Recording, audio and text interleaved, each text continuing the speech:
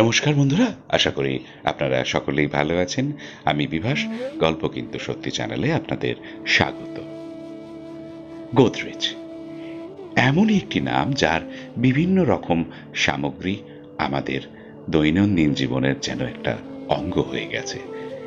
আজ আমি আপনাদের সেই গোদরেজের পথ চলা কবে থেকে শুরু হয়েছিল, কারা এই পথ চলার সাথী ছিলেন একদম সৃষ্টিলগ্নে, এবং কেন এই গোদরেজ তৈরি হয়েছিল সেই বিস্তারিত তথ্য, বিস্তারিত ইতিহাস আপনাদের সামনে এই ভিডিওতে তুলে ধরব।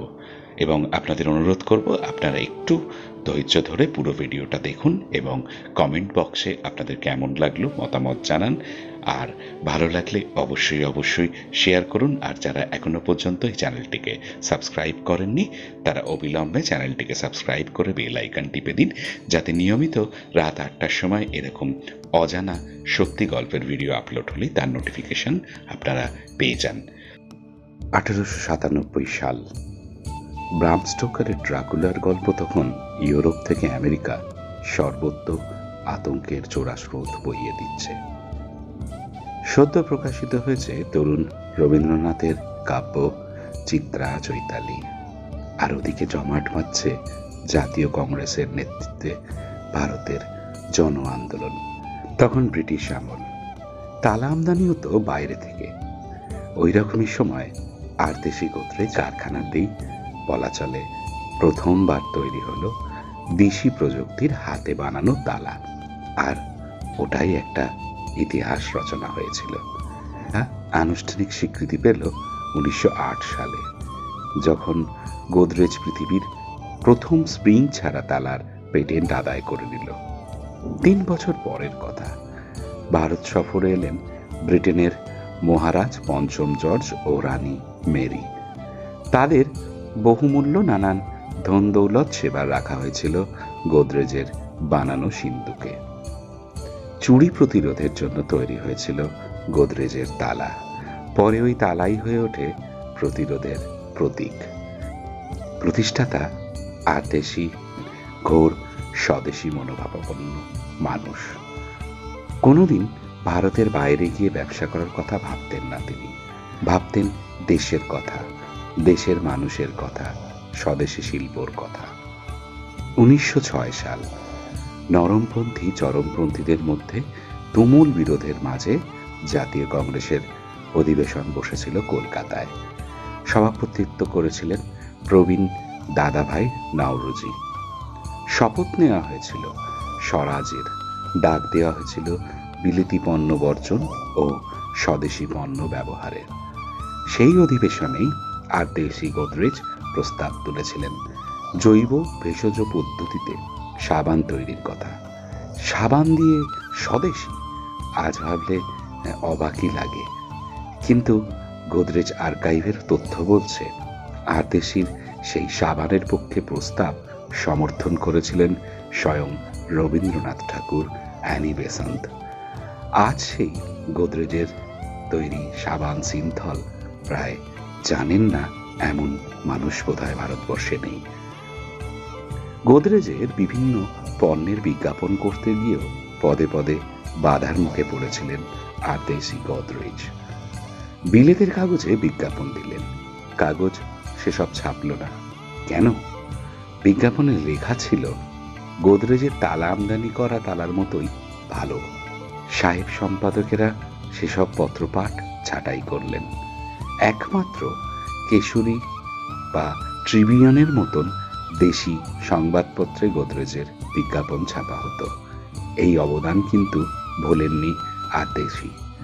কেশরী সম্পাদক লোকমান্য বাল গঙ্গাধর তিলকের স্মৃতিতে তৈরি তিলক স্বরাজ ফান্ডে সেই যুগে তিনি 3 লক্ষ টাকা দান করেছিলেন। গোদরেজের সিন্দুক কতখানি মজবুত ছিল জানেন? তার একটা প্রমাণ মিলেছিল 1944 সালের 14 এপ্রিল। আজকের মুম্বাই বন্দরের আনাচে কানাচে তারিখটা মনে রেখেছেন এখনো অনেকে। ক্রমশ ঝিমিয়ে আসছে দ্বিতীয় বিশ্বযুদ্ধ। ইউরোপের রণাঙ্গনে মোটের ওপর মিত্রবাহিনী দখল করে নিয়েছে। করাচি থেকে মুম্বাইয়ের তৎকালীন ভিক্টোরিয়া ডকে এসে নোঙর গেড়েছে ব্রিটিশ যুদ্ধ জাহাজ SS ফোর্ট স্টাইকেন।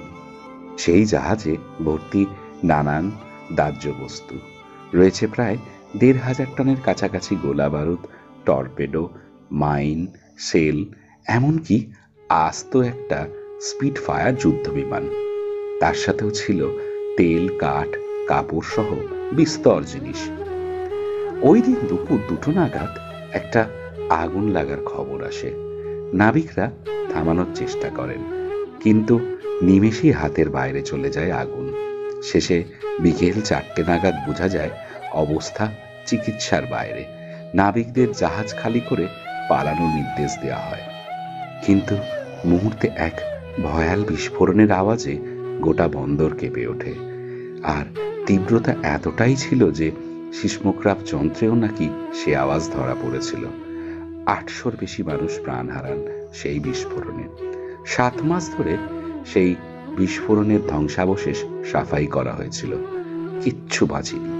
শুধু একটাই ব্যতিক্রম, জাহাজে গোদরেজের সিন্দুক ছিল কিছু, স্রেফ ওগুলোই বেঁচে গিয়েছিল। আর ওর ভেতরের জিনিসপত্র যা ছিল একদম সেগুলো অটুট ছিল। পরে গোদরেজের ব্যবসা বাড়ে স্থাপত্য শিল্পে। তারও ছোঁয়া দেখেছে বোম্বাই। ৬০-এর দশকে বাণিজ্য নগরী আধুনা মুম্বাইতে পেল্লায় নানান আকাশ ছোঁয়া অট্টালিকার তৈরির কাজ শুরু হয়েছিল। তখন বহু জায়গায় অ্যালুমিনিয়াম ও ইস্পাতের পোক্ত দরজা জানলার ফ্রেম দিয়েছিল গোদরেজ কোম্পানি। আজও tata institute of fundamental research বা এয়ার ইন্ডিয়ার সদর দপ্তর হোক কি ওবেরয় হোটেলের সহ একাধিক নানান ভবনে গোদরেজের ছাপ মারা ফ্রেম দেখা যায়। তবে গোদরেজের এক অগ্নি পরীক্ষা ছিল কিন্তু ভারতের প্রথম সাধারণ নির্বাচন। ১৯৫১ সাল থেকে ৫ মাস ধরে চলা ভারতের প্রথম গণতান্ত্রিক পরীক্ষায় দেশের প্রথম বাঙালি নির্বাচন কমিশনার সুকুমার সেন নিয়ম করেছিলেন ব্যালট পেপার নয়, প্রতিটি প্রার্থীর জন্য প্রতিটি বুথে আলাদা আলাদা ব্যালট বক্স বানানো হবে। তখন ভারতের জনসংখ্যা ছিল প্রায় ৩৬ কোটি, তার মধ্যে ১৬ কোটি ছিল বৈধ ভোটার। ৫৩ দলের ১,৮৭৪টি প্রার্থী দাঁড়িয়েছিলেন সেবার নির্বাচনে। গোদরেজের দায়িত্ব ছিল সেই ব্যালট বক্স বানানোর। শুধু স্টিলের বাক্স হলেই হলো না, হতে হবে ওয়াটারপ্রুফ, ট্যাম্পার প্রুফ এবং পোকামাকড়ের আক্রমণ যাতে না হয় সেদিকেও নজর দিতে হবে। প্রায় ৭০ রকমের প্রোটোটাইপ তৈরি করে চূড়ান্ত নকশা অনুমোদন করেন কমিশনার সুকুমার সেন। বাকিটা ইতিহাস। যুদ্ধকালীন তৎপরতায় তৈরি হয়েছিল ১৩ লক্ষ ব্যালট বক্স, আর প্রতিটি বাক্সে ছিল গোদরেজের বিখ্যাত তালা সিস্টেম। সারা বিশ্বকে তাক লাগিয়ে সফলভাবে দেশের প্রথম নির্বাচন করে রীতিমতন সাড়া ফেলে দিয়েছিল ভারত। ধন্য ধন্য করেছিল আমেরিকা, ইংল্যান্ড, ফ্রান্স সহ আরো তাবর নানান দেশ। এবার আমরা একটু এই গোদরেজ কোম্পানির সৃষ্টি কিভাবে হয়েছিল, কত সালে হয়েছিল, আর কারাই বা এই কোম্পানি সৃষ্টি করেছিল সেই সম্পর্কে একটু জেনে নিই। ভারত স্বাধীন হওয়ার আগেই গোদরেজ প্রতিষ্ঠা হয়েছিল ১৮৯৭ সালে আরদেশি গোদরেজ এবং পিজোরসা বুজুর্গি গোদরেজ দ্বারা প্রতিষ্ঠিত হয়েছিল। বর্তমানে বিশ্বব্যাপী প্রায় ১.৫ বিলিয়ন মানুষ এই গোদরেজের নানান রকম পণ্য সামগ্রী ব্যবহার করেন। কোম্পানির ভৌগোলিক প্রভাব আসলে পৃথিবীর বাইরেও চলে যায়, কারণ ভারতের অনেক মহাকাশ প্রকল্প বর্তমানে এর ইঞ্জিন দ্বারা চালিত হয়। বুজুর্জি এবং দোষী ভাই গুথরাজির ৬ সন্তানের মধ্যে ছিলেন প্রথম। আরদেশির বুজুর্জি সোহরাবজি গোদরেজ ১৮৬৮ সালে জন্মগ্রহণ করেছিলেন। গুথরাজির মুম্বাইয়ের একটি সমৃদ্ধ পার্সি জরথ্রুস্ট্রিয়ান পরিবার ছিল এবং বুজুর্জি এবং সোহরাবজি আরদেশির পিতা ও দাদা রিয়েল এস্টেট দালাল ছিলেন। তার পিতা 1871 সালের জানুয়ারিতে পারিবারিক নাম পরিবর্তন করে গোদরেজ রাখেন। আরদেশির তার ভাই পিরোজ শাহর সাথে গোদরেজ ব্রাদার্স কোম্পানির সহ-প্রতিষ্ঠা করেন, যেটি আজ গোদরেজ গ্রুপ নামে পরিচিত।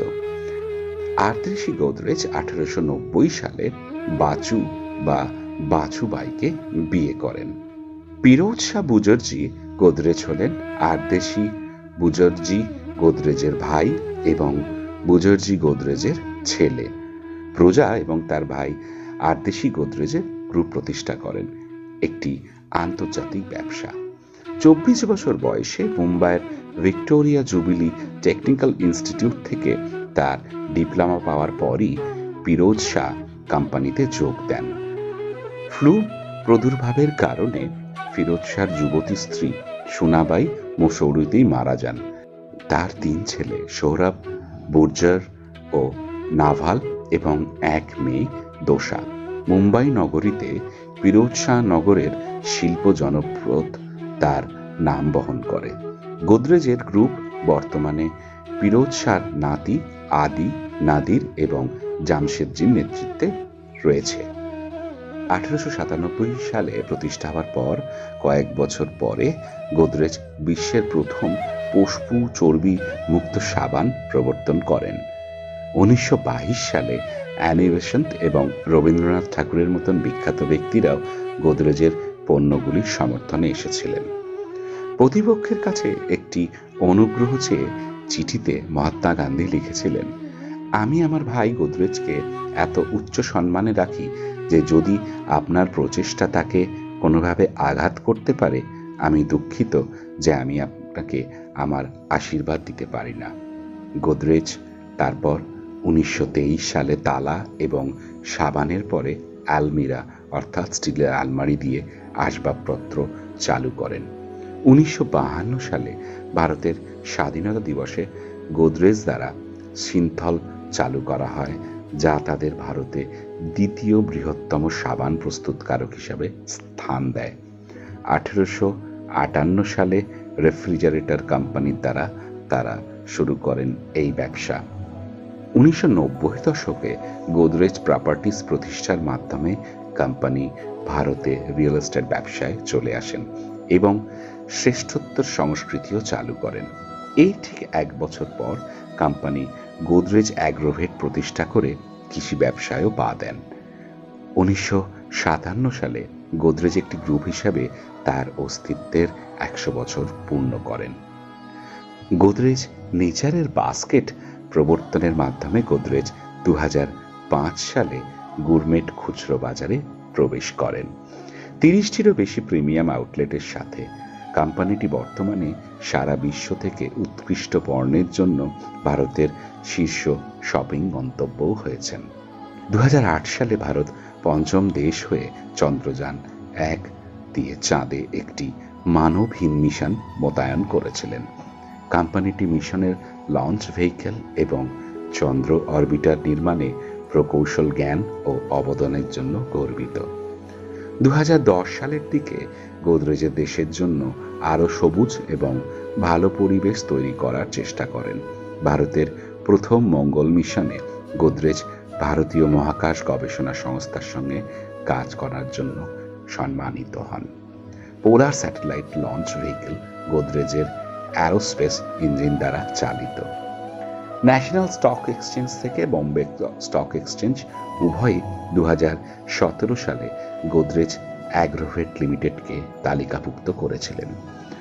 গোদরেজ 2019 সালে নাইজেরিয়ার ডাঙ্গট তেল শোধনাগারের জন্য 95 মিটার উচ্চ ক্রমাগত অনুঘটক পুনর্জন্ম চুল্লি সরবরাহ করে, যা বিশ্বের সবচেয়ে লম্বা। এটি কুতুব মিনার চেয়েও উচ্চতায় বেশি বলে জানা গেছে। আজ এই পর্যন্তই। আশা করি আপনাদের নিশ্চয়ই এই ভিডিওটি ভালো লাগবে। ভালো লাগলে শেয়ার করুন এবং আপনাদের এই ভিডিও কেমন লাগলো মতামত অবশ্যই কমেন্ট বক্সে জানান।